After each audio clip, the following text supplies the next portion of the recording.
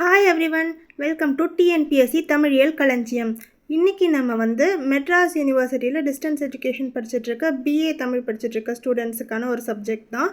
Third இயரில், அதாவது 5th செமஸ்டரில் வரக்கூடிய ஒரு சப்ஜெக்ட் பற்றி பார்க்க போகிறோம். சிற்றிலக்கியம். சிற்றிலக்கியமில் நிறைய லெசன்ஸ் வருது. ஃபஸ்ட்டு வர்றது முத்தொள்ளாயிரம் தான். முத்தொள்ளாயிரம் தான் நம்மளுக்கு இருக்கக்கூடிய ஃபஸ்ட் லெசன். இந்த முத்தொள்ளாயிரம் அப்படின்னா என்னன்னு சொன்னால் வேறு ஒன்றும் இல்லை, இதுவும் ஒரு சங்ககால பாடல்கள் தான்.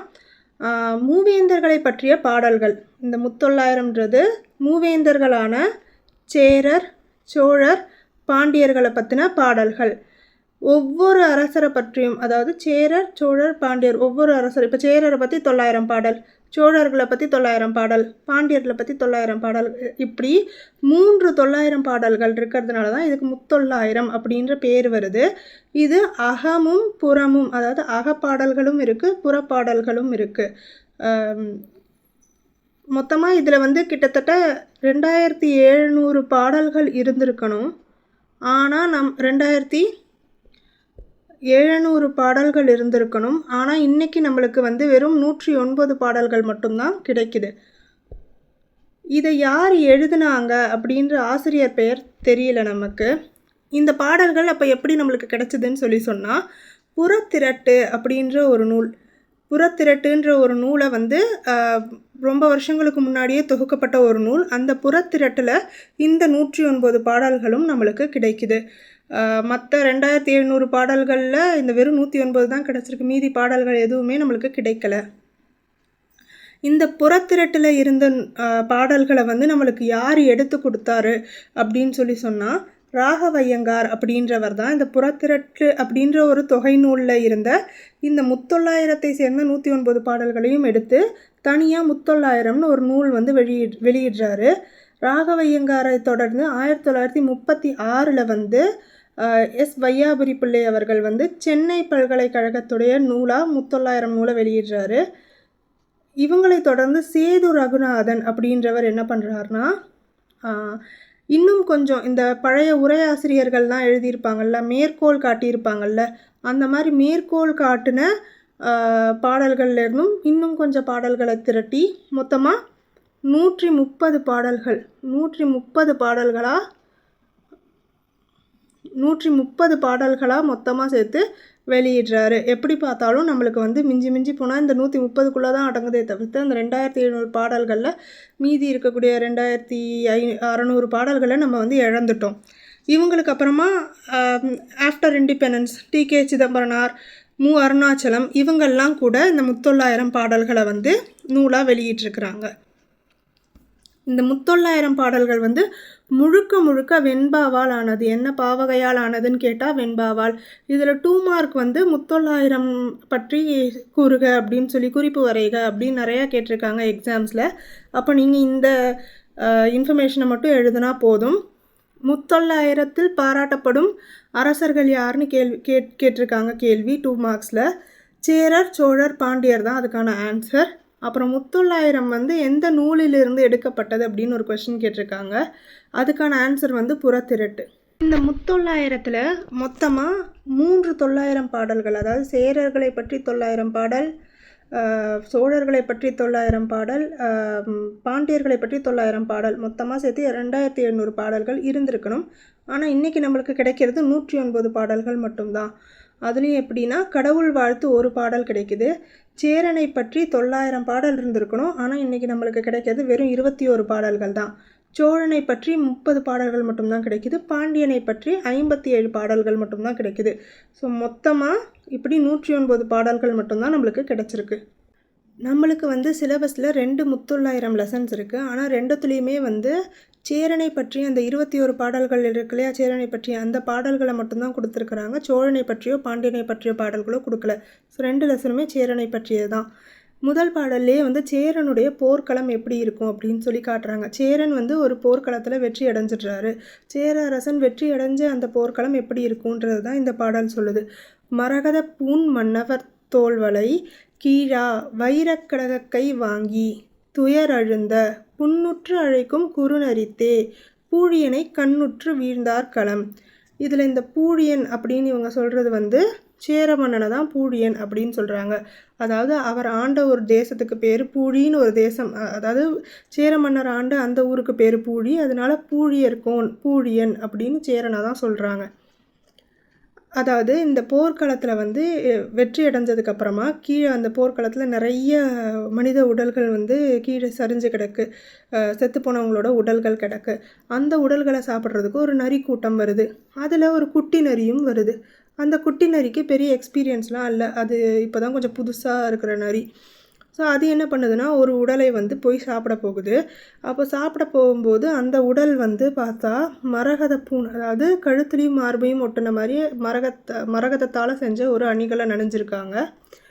கையில் வந்து அந்த தோளில் வந்து தோல் வலை இருக்குது. அதே மாதிரி கையிலையும் வந்து வைரக்கடகம், இந்த கடக வளையல் அப்படின்னு சொல்லுவாங்க இல்லையா, அந்த மாதிரி கடக வளையல் இருக்குது. ஸோ அந்த உடல் வந்து அந்த நரிக்குட்டி சாப்பிட போகிற உடலில் வந்து இது அத்தனையும் பூண்டு அணிஞ்சிருக்காங்க. நரிக்குட்டிக்கு வந்து எக்ஸ்பீரியன்ஸ் இல்லாததுனால அது அந்த தோலில் போய் உக்காந்துக்கிட்டு அந்த கையை இழுக்க பார்க்குது. அப்போ என்ன ஆகுதுன்னு சொன்னால் அந்த தோல் வலை வந்து டக்குன்னு நரியோட தலையிலேயே இடிக்குது. ப்ளஸ் இந்த வைரத்தையும் சேர்த்து கடிச்சிடுது அந்த கையை கடிக்கிறேன்னு சொல்லி. அப்போ அந்த வைரம் என்ன பண்ணுது, வாயை கிழிச்சு விட்டுருது. அப்போ குருதி வழியுது, அப்படியே ரத்தம் வழியுது குட்டி நரியோட வாயிலேருந்து. குறுநரி அப்படின்றது குட்டி நரி. இந்த மாதிரி துயர் அழுந்த, வலி தாங்க முடியாமல் துயர் அழுந்த புண்ணாயிடுச்சு இல்லையா, தலையிலையும் வாயிலையும் புண்ணாயிடுச்சு. ரொம்ப வலி வேதனை தாங்க முடியாமல் அழுது அம்மாவை வந்து ஊளையிட்டு கூப்பிடுது. இது மாதிரி இந்த ஒரு குட்டி நரி தான் கூப்பிடுதா அப்படின்னு சொன்னால் இல்லை. அந்த போர்க்களத்தில் நிறைய குட்டி நரிகள் இப்படி அழுகும் காட்சியை காண முடியுது. எதுனாலன்னா இந்த மாதிரி கடிக்கிறேன்னு சொல்லி இந்த வைரத்தால் அடிபட்டு தலையில் அடிபட்டு வாய் கிழிஞ்சு கத்தக்கூடிய குட்டி நரிகள் நிறைய அழுகுது. இந்த பாடல் மூலியமாக அவங்க என்ன சொல்கிறாங்கன்னு சொன்னால் வீழ்ந்தவர் யாவரும், இந்த மாதிரி குட்டி நரி அழக்கூடிய அளவுக்கு வீழ்ந்தவர் யாவரும் உயர் அணிகலன் அணிந்தவர். அப்போ யார் இந்த மாதிரி உயர் அணிகலன்லாம் அணிவாங்க அப்படின்னு சொன்னால் ஒரு அரசர். சாதா சோல்ஜர்ஸ் எல்லாம் அணிகலன் அணிய மாட்டாங்க, அவங்கெல்லாம் இந்த வெப்பன்ஸ் தான் வச்சுருப்பாங்க. ஆனால் இந்த உயர்ந்த அணிகலன் அணிந்தவங்கள்லாம் வந்து அரசர். அப்போ வீழ்ந்து கிடக்கிறவங்கெல்லாம் யார், சேரனுடைய பகையரசர்கள். அப்போது அத்தனை பகையரசர்களையும் சேரன் வீழ்த்தியுள்ளான் அப்படின்றது தான் வந்து பகையரசர்கள் அத்தனை பேரையும் சேரன் வீழ்த்தியுள்ளான்னு சொல்லிட்டு சேரனுடைய போர்க்களத்தில் எப்போவுமே சேரனுக்கே வெற்றி கிடைக்கும் அப்படின்றது தான் இந்த பாடல் மூலியமாக இவங்க வந்து சொல்கிறாங்க. இந்த பாடலில் வந்து சேர மன்னனுடைய போர்க்களம் எப்படி இருக்கும், சேரன் வந்து வெற்றி பெற்ற போர்க்களம் எப்படி இருக்கும்னு பார்த்தோம். இந்த பாடலில் வந்து சேரனுடைய வீரத்தை எப்படி வெளிப்படுத்துகிறாங்கன்னா, இந்த பகையரசர்கள் வீழ்ந்தார்கள் இல்லையா, அவங்களுடைய நாடு சேரன் வெற்றி பெற்ற பிறகு எப்படி இருக்கும் அப்படின்றத பார்க்க போகிறோம்.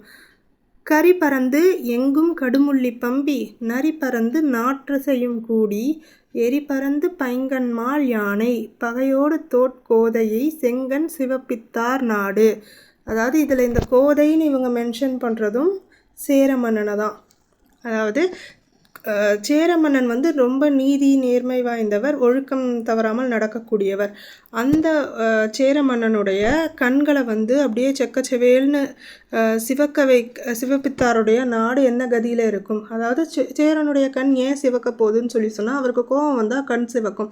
அவருக்கு ஏன் கோபம் வரும் அப்படின்னு சொன்னால் இந்த பகையரசர்களை வந்து பார்த்தால் அவளுக்கு கோபம் வரும். இந்த பகையரசர்கள் அப்படின்னு இவங்க யாரை மென்ஷன் பண்ணுறாங்கன்னா, நீதி தவறியவர், இல்லைன்னா சேர மன்னனுக்கு வரி செலுத்த மறுத்தவர்கள்.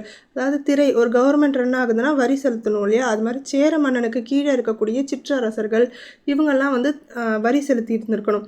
ஆனால் இந்த பகையரசர்கள் வந்து பகையரசர்களாக மாறுறதே வரி செலுத்தாமல் தான் பகையரசர்களாக மாறுறாங்க. அவங்கள பார்த்தாலே வந்து சேர மன்னனுக்கு அப்படியே கண்ணெல்லாம் செவந்து கோபம் வந்துடும். அப்போது படையெடுத்து போர் புரிய போகிறாரு. பகையரசர்களோட நாட்டின் மேல் போர் புரிகிறாரு. பகையரசர் தோற்று போயிடுறாரு. பகையரசர் தோற்று போனதுக்கு அப்புறமா, அந்த படைகள்லாம் தோற்று போனதுக்கு அப்புறமா அங்கே இருக்கக்கூடிய மக்களை எல்லாம் வெளியேற்றி விட்டு என்ன பண்ணுவாங்கன்னு சொன்னால், இவங்க வெற்றியை கொண்டாடும் விதமாக, வெற்றியை வந்து கொண்டாடுற விதமாக அந்த பகையரசருடைய நாட்டை வந்து அதில் இருக்க மக்கள்லாம் வெளியேற்றிட்டு நாட்டை கொளுத்திடுவாங்க. அப்போ அந்த நாடு எந்த மாதிரி ஒரு நிலைமையில் இருக்கும்னு சொன்னால் 4 திசையிலையும் அப்படியே 4 பக்கமும் ஒரே புகை மண்டலமாக இருக்கும். அதான் கொளுத்தி விட்டுட்டாங்கல்ல, ஸோ அதோடைய ஒரே புகை மண்டலமாக இருக்கும். நரிக்கூட்டம், எங்கேயாவது பிணங்கள் இருக்கா, இறந்து போன பிணங்கள் இருக்கா, நாலா பக்கமும் நரிக்கூட்டம் வந்து திரியுது பிணங்களை சாப்பிடுவதற்கு.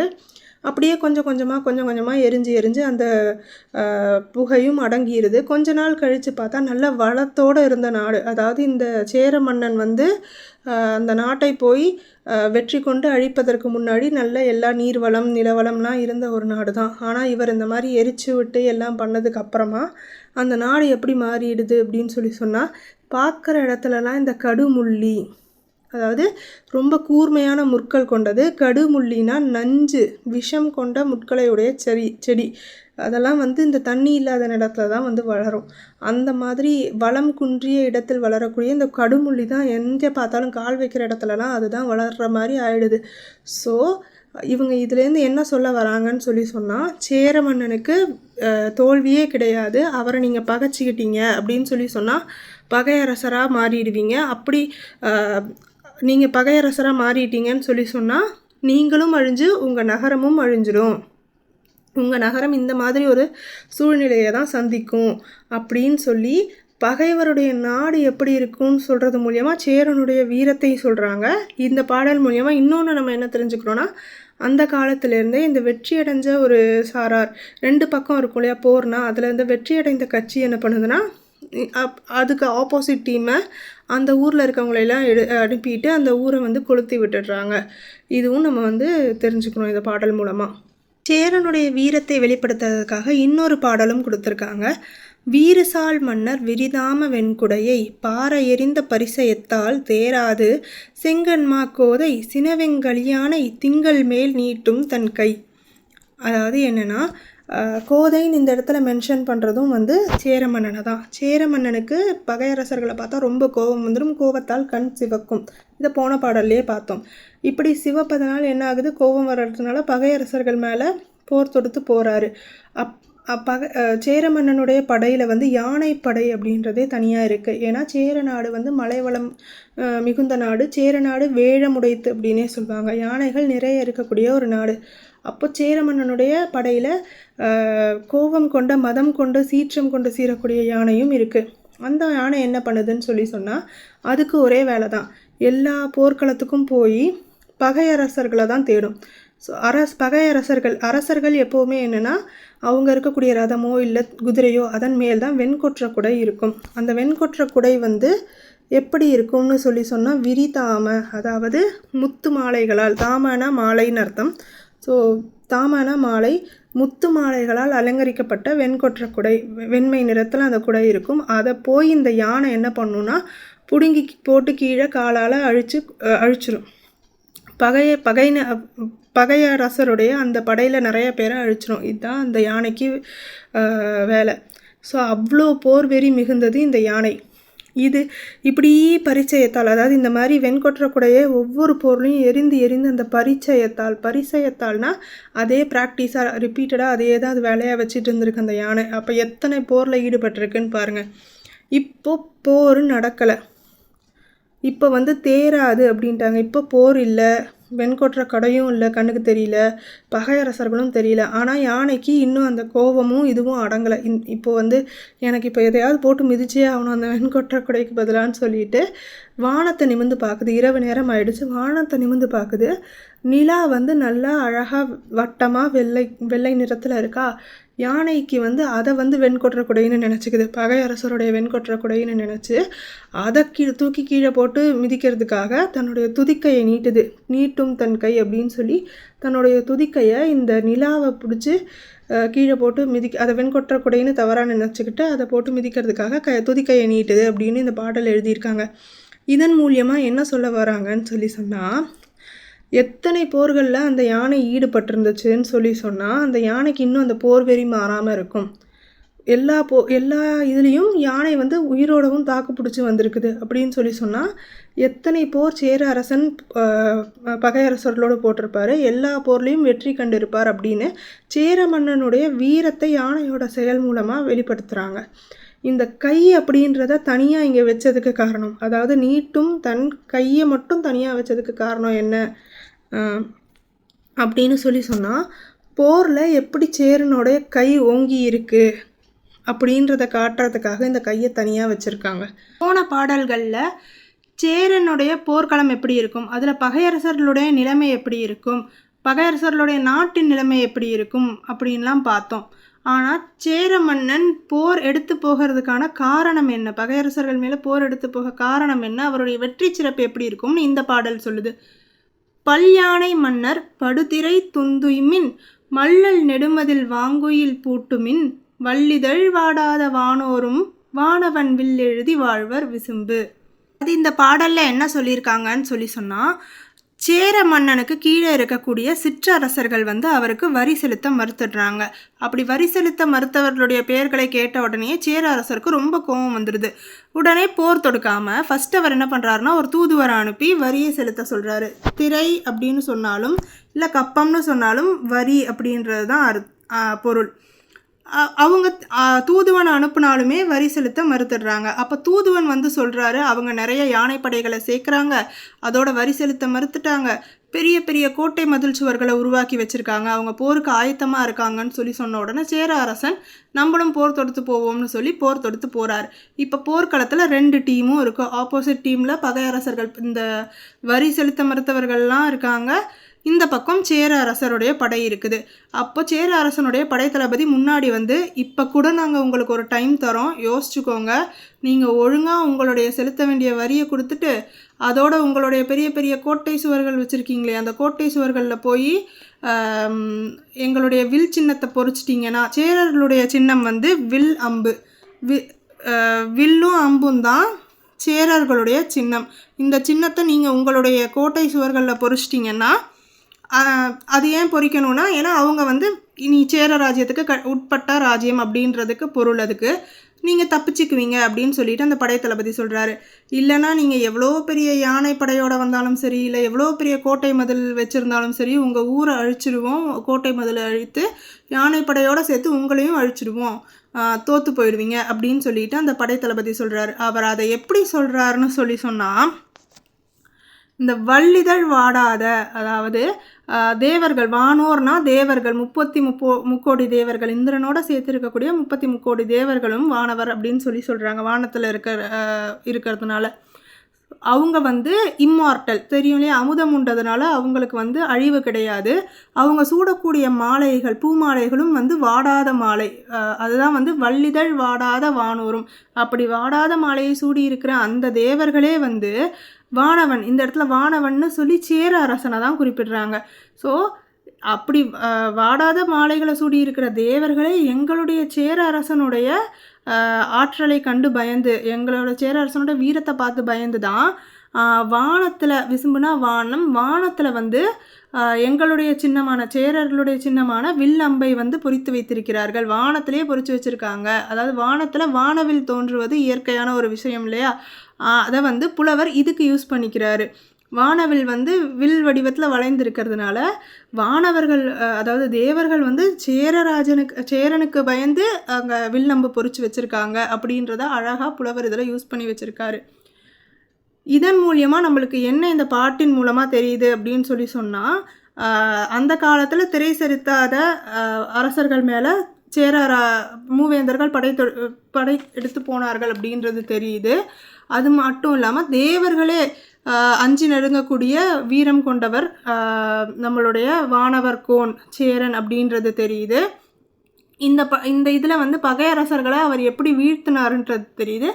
அது மட்டும் இல்லாமல் இதில் எப்படி அவருடைய வெற்றி சிறப்பை சொல்லியிருக்காருன்னா, இந்த படை தளபதி சொல்கிறாரு இல்லையா, அவர் சொல்கிறதுல ஒரு எக்காலத்தோடு ஒரு நக்கலாக கேட்குற மாதிரி, அதாவது இம்மார்டலான அவங்களே சாகாத தன்மையுடைய தேவர்களே எங்களுக்கு பயந்து வில் பூட்டியிருக்கிறாங்க, வில் சின்னத்தை வானத்தில் பூட்டியிருக்கிறாங்க. ஆஃப்டர் ஆல் நீங்கள்லாம் மார்டல், சாகும் தன்மையுடையவர்கள், செத்து போயிடுவீங்க, நீங்கள் எங்கள் கூட போர் தொடுத்து வரீங்களா, ஒழுங்காக வரியை கட்டிட்டு போய் எங்கள் சின்னத்தை உங்களுடைய மதில் சுவர்களில் பொறிக்கிற வழியை பாருங்கள் அப்படின்ற மாதிரி ஒரு நக்கலோடு அவங்கக்கிட்ட படைத்தளபதி பேசின மாதிரி இந்த பாடல் அமைஞ்சிருக்கு. இந்த பாடலும் சேரனுடைய வெற்றி சிறப்பையும் சொல்லுது, நாட்டு வளத்தையும் சொல்லுது. களிகள் களிகட்கு நீட்டத்தம் கையால் களிகள் விதிர்த்திட்ட வெங்கட் துளிக்கலந்து ஓங்கெழில் யானை மதிப்பச் சேராகுமே பூம்பொழில் வஞ்சி அகம். இதில் வஞ்சி அப்படின்றது என்னன்னு சொன்னால் சேரர்களுடைய தலைநகரம் தான் வஞ்சி. வஞ்சியர் கோன் அப்படின்னு சொல்லிட்டு சேரர்களை கூப்பிடுவாங்க. அந்த வஞ்சி நகரம் எப்படி இருக்கும்னு சொன்னால் பூம்பொழில், அதாவது பொழில்னா ஒன்று சோலை இல்லை காடுன்னு சொல்லலாம். அவ்வளோ அழகாக பூக்கள் நிறைந்து குலுங்கக்கூடிய ஒரு சோலையாக காட்சியளிக்கக்கூடியது தான் இந்த சேரர்களுடைய வஞ்சி நகரம் அப்படின்னு சொல்லிடுறாங்க. களிகள் அப்படின்னு இந்த இடத்துல மென்ஷன் பண்ணுறது என்னன்னு சொன்னால் களிப்புட ரொம்ப இன்பமாக இருக்கிறது. அந்த காலத்தில் வந்து மது அருந்துகிற பழக்கம் இருந்தது. எல்லாருமே வந்து இந்த கல், மது, தேரல், வைனு, கல், பனங்கல், தென்னங்கல், ஈச்சங்கல், இந்த மாதிரி கல் அருந்துகிற பழக்கம் படை வீரர்களிடத்துல இருந்துச்சு. ஒரு படையில் வந்து இப்போ சேரருடைய படை வந்து வெற்றி அடைஞ்சிருச்சு. அந்த வெற்றியை எப்படி கொண்டாடுறாங்கன்னு சொன்னால் எல்லா படை வீரர்களுக்கும் அந்த போர் படை தளபதி இருக்கார் இல்லையா, அவரே அவர் கையால் வந்து ஊற்றி கொடுக்குறாரு. இந்த கல்லை ஊற்றி ஓகே நம்ம இந்த வாட்டி போரில் ஜெயிச்சிட்டோம் இந்தாங்க அப்படின்னு சொல்லி அந்த வெற்றி சிறப்பை கொண்டாடுறதுக்காக கல் ஊற்றி கொடுக்குறாரு. அப்போ அந்த காலத்துலேருந்து என்ன ஒரு பழக்கம் இருந்ததுன்னு சொன்னால் இந்த மாதிரி ஏதாவது அருந்துவதற்கு கொடுக்கும்போது கூழோ மோரோ இல்லை தண்ணியோ இல்லை கல்லோ ஏதாவது கொடுக்கும்போது அதை வந்து ஒரு வணங்கி அதை கொஞ்சம் இப்படி கீழே தரையில் தெளிக்கிற வழக்கம் இருந்தது. இன்றைக்கு வரைக்கும் கூட நிறைய பேர் வந்து இந்த மாதிரி பழக்கத்தை வச்சுருக்காங்க. நிறைய பேர் வந்து இந்த நீர் உலாவது அப்படின்லாம் சொல்லுவாங்க. சாமி கும்பிடும்போது இந்த கொஞ்சம் இந்த சொம்பில் தண்ணி வச்சுட்டு அதை இப்படி உலாவிட்டு கீழே தெளிக்கிற பழக்கம் இருக்குது. அது வந்து அந்த காலத்தில், சங்க காலத்தில் மக்களுக்கு இந்த பழக்கம் இருந்தது. ஏதாவது ஒன்று குடிக்கிறதுக்கு முன்னாடி, இந்த நீர் வகையில் இருக்கிறத குடிக்கிறதுக்கு முன்னாடி இப்படி கொஞ்சத்தை எடுத்து கீழே தெளிக்கிற பழக்கம் இருந்தது. அதை தான் வந்து இங்கே விதிர்த்திட்ட அப்படின்னு சொல்லியிருக்காங்க. இப்போ இந்த படைத்தளபதி வந்து அவருடைய படையில் இருக்கக்கூடிய படை வீரர்களுக்கு எல்லாருக்குமே வந்து அவர் கையாலேயே வந்து அவர் கையாலேயே வந்து இந்த மதுவை கொடுக்குறாரு, கல்லை கொடுக்குறாரு. அவங்க குடிக்கிறதுக்கு முன்னாடி கொஞ்சத்தை எடுத்து கீழே போடுறாங்க. அவங்க அப்படி தெளித்த அந்த கல் இருக்கு இல்லையா, அது எல்லாம் ஒன்றா சேர்ந்து அப்படியே ஒரு பெரிய இதாக இருக்கான். அவங்க குடிச்சிட்டு இப்படி போயிட்டாங்க. அந்த தெரு வழியாக இப்போது சேரருடைய யானைப்படை வருது. அந்த யானைப்படை இந்த கீழே விழுந்த அந்த தெளிச்சு சிந்தின அந்த தேரல் மீது நடந்ததில் யானை நடந்து அந்த இடமே சேராக மாறிடுச்சான். அப்போது இதன் மூலமாக அவங்க என்ன சொல்ல வராங்கன்னு சொன்னால் சேரனுடைய நாட்டு வளம், அதாவது ஃபஸ்ட்டு என்னென்னா வஞ்சி, சோலை நிறைந்த வஞ்சி மாநகர் வந்து இப்படி சேராக மாறிடுச்சு அப்படின்னு சொல்லி அதை சொல்கிறாங்க. ரெண்டாவது என்னென்னா சேரனுடைய படைபலம். அவங்க வந்து அந்த கல்லை வந்து அப்படி கீழே ஊற்றலை, லைட்டாக தெளிச்சிருக்காங்க. அப்படி தெளித்தது யானை நடந்து சேராகிற அளவுக்கு அவ்வளோ துளிகள் சேர்ந்துருக்குதுன்னு சொன்னால் அப்போ எத்தனை படை வீரர்கள் சேரனுடைய படையில் இருந்திருப்பாங்கன்னு யோசிச்சு பார்த்துக்கோங்க. எத்தனை யானைகள் இருந்திருக்கும், எத்தனை படை வீரர்கள் இருந்திருப்பாங்கன்னு யோசிச்சு பாருங்கள். அப்படி தான் வந்து அந்த புலவர் வந்து சேரனுடைய படைபலத்தையும் வெற்றி சிறப்பை எப்படி கொண்டாடினாங்கன்றதையும் சேரனுடைய நாட்டு வளத்தையும் ஒரே பாடலில் நம்மளுக்கு சொல்கிறாரு. சேரனுடைய நாட்டு வளத்தை வந்து குறிப்பிடும் பாடல் முத்தொள்ளாயிரத்துலேயே இது ரொம்ப ஃபேமஸான பாடல். இந்த அல்லல் பழனத்து அறக்காம்பல் வாயவிழ வெள்ளம் தீப்பட்டதென வெறி புள்ளினம் தம் கைசிறகார் பார்ப்பெடுக்கும் கவ்வை உடைத்தரோ நச்சிலை வேர் கோக்கோதை நாடு. பழனம்னா என்னென்னா வயல்னு அர்த்தம். அல்லல்னா சேறு நிறைந்த வயல் அப்படின்னு அர்த்தம். புள்ளினம் அப்படின்னு சொன்னால் பறவைகள்னு அர்த்தம். கோக்கோதை நாடு நீங்கள் சொல்கிறது வந்து சேரர்களுடைய நாடு. இது என்னன்னு சொன்னால் ஒரு கதை வடிவத்திலேயே சொல்லலாம்.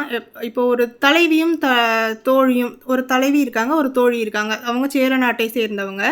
2 பேருமே வந்து நடந்து வந்துட்டுருக்காங்க. சேர நாட்டிலேயே வந்து கொஞ்சம் வெளியில் எங்கேயோ போயிட்டு அப்படியே நடந்து வந்துட்டுருக்காங்க. அப்போ மாலையில் வந்து இருட்ட போகிற சமயம் அவங்க வந்து ஒரு சின்ன ஒரு சோலையை கடந்து, ஒரு காடு மாதிரி, குட்டி காடு மாதிரி இருக்குது, அதை கடந்து தான் அவங்க வீட்டுக்கு போகணும்.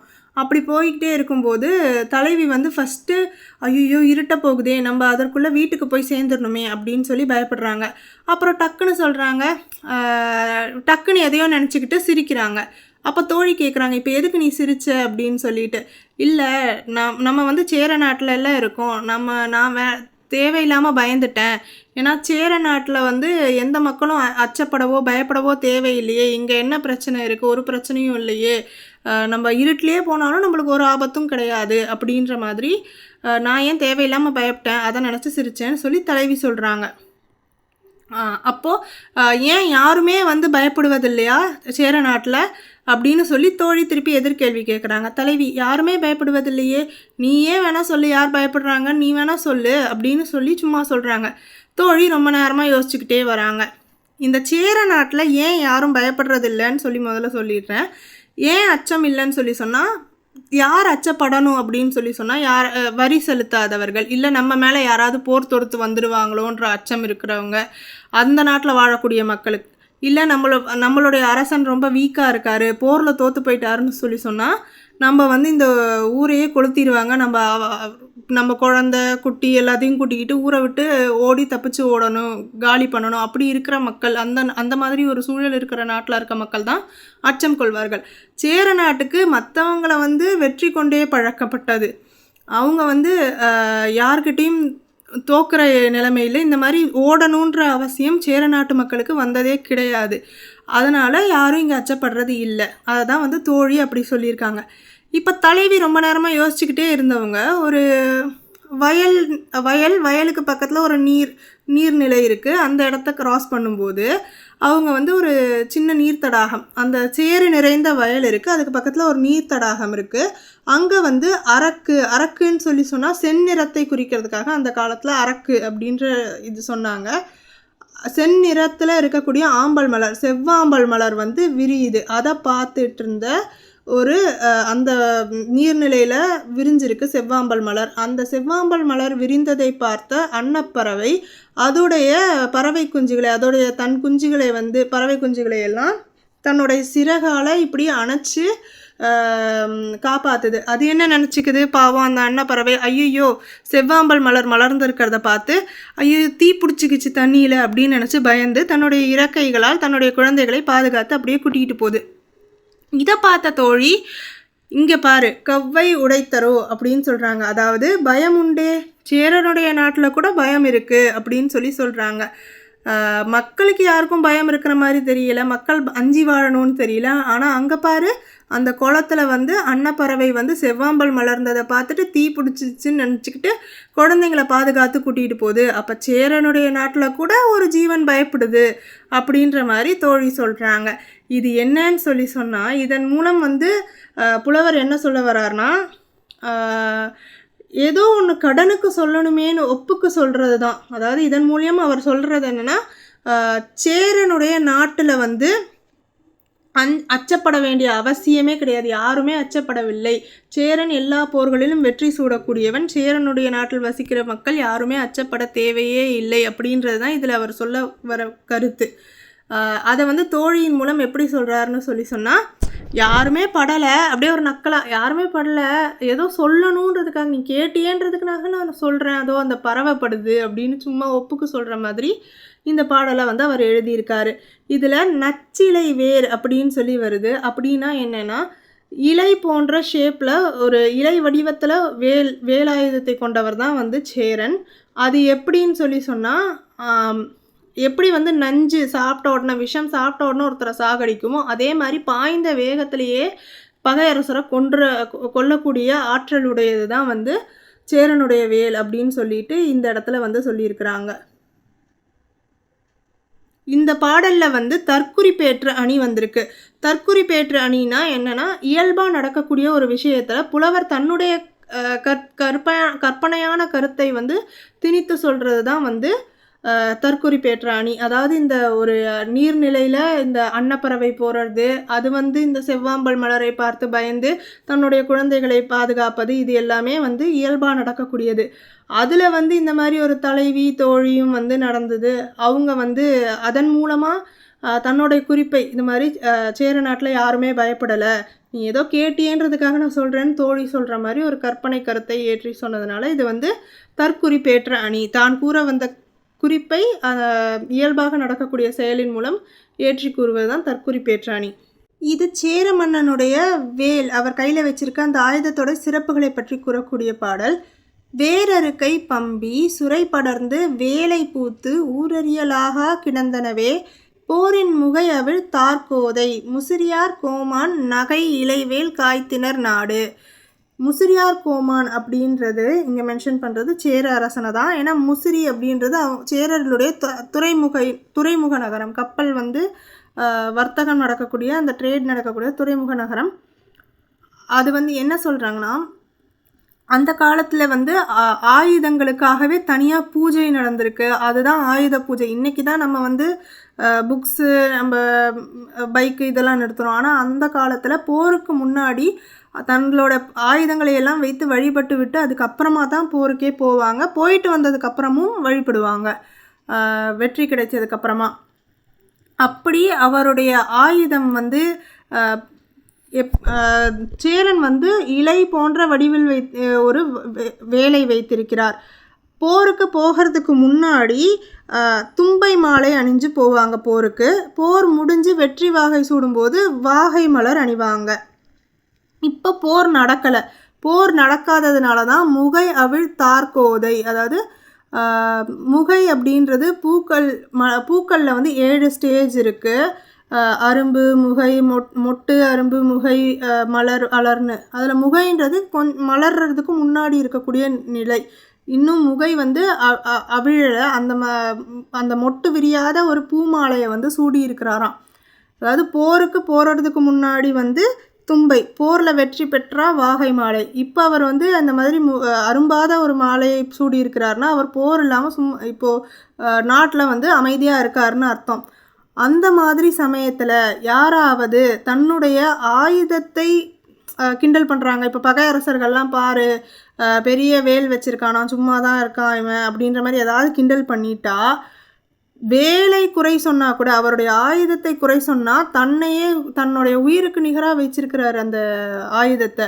அதை குறை சொல்கிறதும் ஒன்று தான், சேர மன்னனை குறை சொல்வதும் ஒன்று தான். அது மாதிரி யாராவது அதை வந்து நகைத்தால், அதை பற்றி கேலி பண்ணால், அவருடைய ஆயுதத்தை கேலி செய்தால் கூட அவர் வந்து சினம் கொண்டு போர் கொண்டு போய் அந்த நாட்டை அழித்திடுவார் அப்படின்னு சொல்கிறாரு. அப்போ இந்த பாடல் மூலியமாக நம்ம என்ன தெரிஞ்சுக்கிறோன்னா, எந்த அளவுக்கு சங்க காலத்தில் இருந்தவங்க தங்களுடைய ஆயுதங்களை வந்து உயிருக்கு நிகராக போற்றினார்கள், ஆயுதங்களுக்கும் வழிபாடு நடத்தினார்கள், ஆயுதத்துக்காகவும் போர் செய்தார்கள், ஆயுதத்தை எள்ளி நகையாடியவர்களையும் வந்து போர் பூண்டு அடக்கினார்கள் அப்படின்றது இந்த பாடல் மூலியமாக நம்மளுக்கு தெரியுது.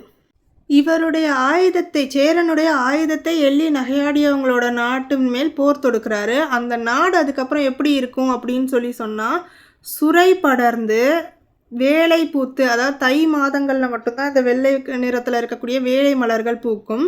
சுரைன்றது இந்த ஒரு நச்சு செடி, ஒரு நீர் இல்லாத இடத்துல, வளம் இல்லாத இடத்துல பூக்கக்கூடிய ஒரு நச்சு செடிகள். இதெல்லாம் படர்ந்து பூத்துருக்கு. அதாவது ஆள் அரவமே இல்லாமல் ஒரு ஊர் இருந்துச்சுன்னா ஒரு காடு மாதிரி, அப்படியே காடு மண்டுன மாதிரி அந்த இடமே ஆயிடும். அதுக்கப்புறம் அந்த இடத்துக்கு ஒரு 10-15 வருஷம் வரவங்க 10-15 வருஷம் கழித்து அந்த இடத்துக்கு வந்தாங்கன்னு சொன்னால், என்ன இவ்வளோ பெரிய காடாக இருக்குது, இந்த இடத்துல ஏதாவது ஊர் இருந்துச்சா என்ன? இதுக்கு முன்னாடி ஊர் இருந்ததுக்கான அடையாளமே இல்லையே, ஊரறியலாக கிடந்தனவே. அதுதான் ஊர் ஒன்று இருந்ததுக்கான அடையாளமே இல்லையே அப்படின்னு கேட்கக்கூடிய அளவுக்கு அந்த ஊரை வந்து அழித்து விடுவார், தன்னுடைய வேலை குறை சொன்னவர்களின் நாட்டை அப்படின்றது இந்த பாடல் மூலியமாக புலவர் புலப்படுத்துகிறார். இதுவும் சேரனுடைய வேலின் சிறப்பை போற்றக்கூடிய ஒரு பாடல் தான். அரும்பு அவிழ் தார்கோதை அரசி எறிந்த ஒள்வேல் பெரும்புலவும் செஞ்சாந்தும் நாரி சுரும்பொடு வண்டாடும் பக்கமும் உண்டு, குறுநரி கொண்டாடும் பக்கமும் உண்டு. அதாவது என்னென்னா, இப்போ வந்து போர்க்களத்திலேருந்து வெற்றி மாலை சூடி வராரு, போரில் வெற்றி பெற்று சேரன் வராரு. அப்போ அவருக்கு போரில் வெற்றி பெற உதவிய அந்த வேலை வந்து வைத்து வழிபாடு செய்கிறாங்க. பூ இதெல்லாமே தூவி வழிபாடு செய்கிறாங்க. அப்போ என்னென்னா, அப்படியே தான் அந்த வேலை கொண்டு வராரு. அந்த வேலை வந்து அவர் வந்து கழுவெல்லாம் செய்யலை. அப்போது அந்த வேலில் வந்து ஒரு பக்கத்தில் இவங்க பூ இதெல்லாம் போட்டு கொண்டாடும்போது செஞ்சாந்து, அதாவது செஞ்சந்தனமும் போடுறாங்க. இன்னொரு பக்கத்தில் அந்த வேல்லேருந்து ரத்தம் அப்படியே, அந்த குருதி இருக்கு இல்லையா, பகையரசர்களை குத்துன அந்த குருதி வந்து வழியுது. ஸோ அதை தான் வந்து புலவு அப்படின்னு புலால்னு சொல்லியிருக்காங்க. அந்த சதையோடு அந்த ரத்தம் அப்படியே அந்த இதில் வந்து உறைஞ்சி போயிருக்கு. மேலே இந்த செஞ்சந்தனம்லாம் தெளிச்சிருக்காங்க.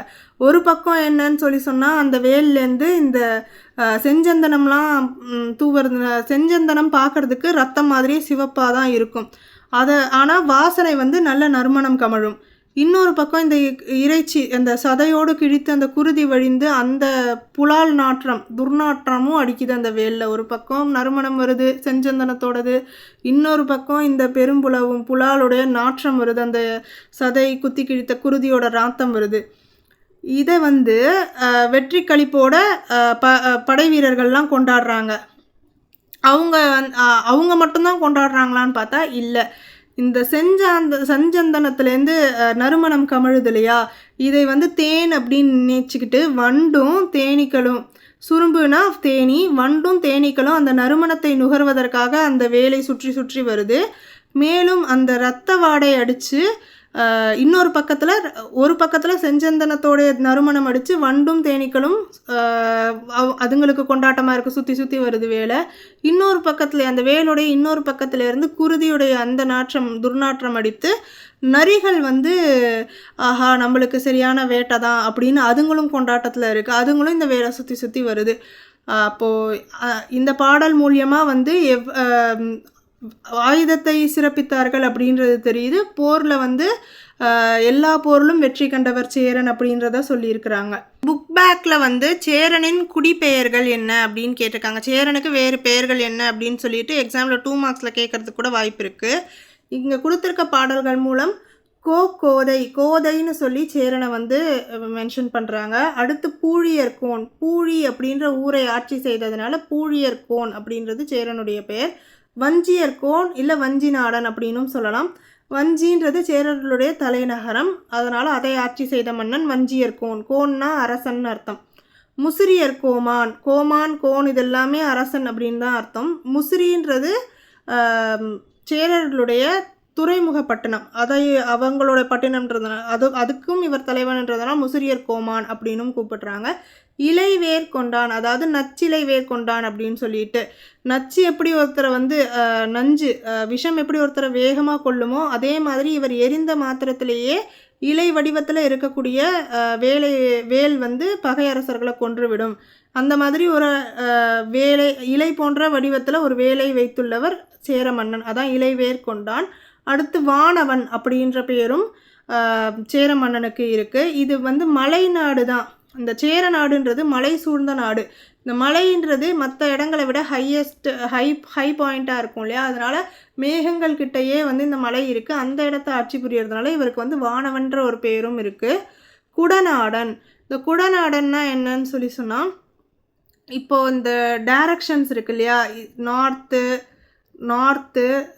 சவுத்து ஈஸ்ட்டு வெஸ்ட்டு, இந்த வடக்கு இது வடக்கு, இது தெற்கு, இது கிழக்கு, இது மேற்கு. இதை தமிழில் வந்து இந்த வடக்கு தெற்கு தான். ஆனால் அந்த காலத்தில் இந்த கிழக்கையும் மேற்கையும் எப்படி சொன்னாங்கன்னா, இந்த கிழக்கு திசையை வந்து குணக்குன்னு சொன்னாங்க, இந்த மேற்கு திசையை வந்து குடக்கு அப்படின்னு சொன்னாங்க, குடக்குன்னு சொன்னாங்க. கிழக்கு வந்து குணக்காக இருந்தது, குணக்கு அப்படின்னு சொன்னாங்க. அது வந்து குணக்கு கிழக்கு, மேற்கு வந்து குடக்கு.